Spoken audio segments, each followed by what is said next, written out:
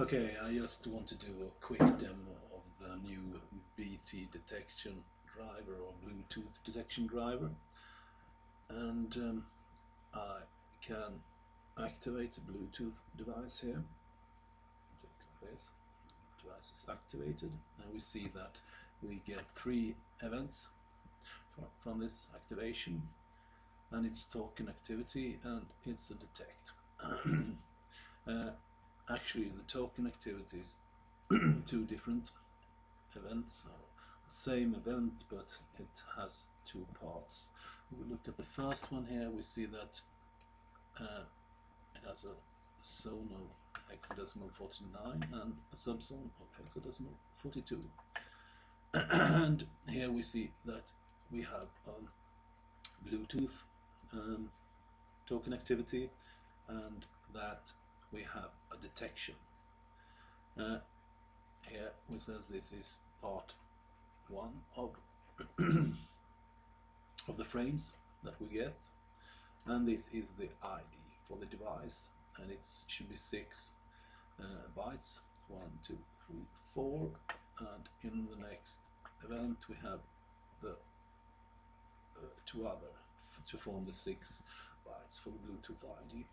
Here you see that this is a second frame, and we also have this as a touched frame, and it's Bluetooth ID, and we have the zone and the subzone. We also see the UID for the interface. The detection here is something we can set for a detected Bluetooth device. We can send an index, we can send a zone, and we can send a subzone for it. We detect some other device here now, you see. And this is something we can put in the configuration file if we want.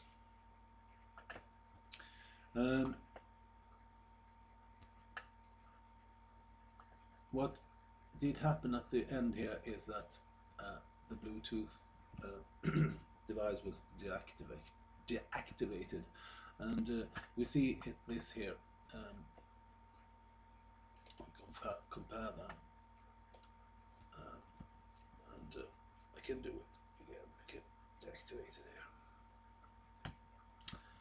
here. We see the same device, but we doesn't get a detect on this one. Just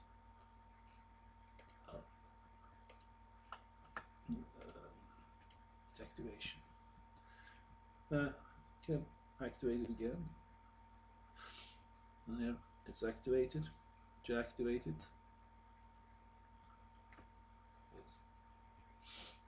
Now it's deactivated, and the time for activations can be changed also. So it can be a bit faster. It works with more than one radio unit,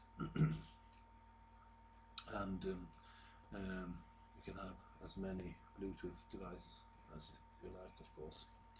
You can have a check of the configuration data for it also, so we can get it screen here.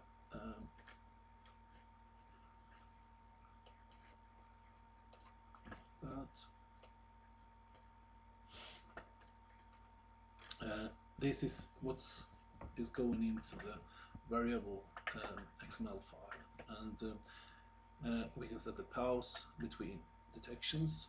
We can set the zone for token events, the index for token events. I'm sorry, the zone and the subzone for index events, and the index, the zone and the subzone for detect events. This is really the ID for this type of events. We can enable token activity or disable it. I'll set this true or false. We can enable or disable the detect event, of course.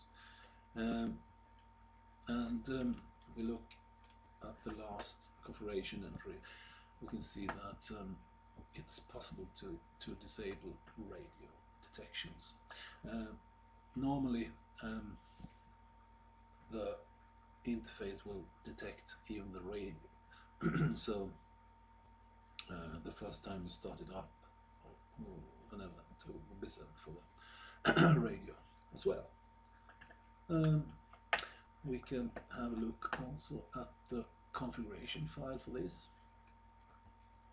And we see here is the driver information for it. Let's name btdetect.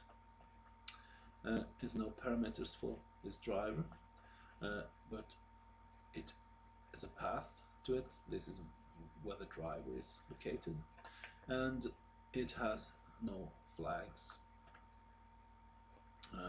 We can see another VSCP driver up here. It's called logger. That's a standard logger driver, and this one has some parameters. It's actually where the file is put, and a flag tells its format is. Same for this one. We have it here in the configuration file where the path. We can say what format it has and so other data. But the beta driver is beta detection driver is a level 2 driver. It's different from the standard canal drivers in that it uses the TCP IP interface of the VSCP daemon instead of the canal interface, and this really means also that you can connect to a remote daemon and do all this. All drivers for on level 2 can have host, username, password, and port set as well as a standard data for them. But it's also possible to have this auto-generated for you. If you don't give the host name, it will go to local host as the default name, and a username and a password will be generated for you by the system, which can learn to the local host. Okay, that's it. Going for next release here, this will be available in 0.30,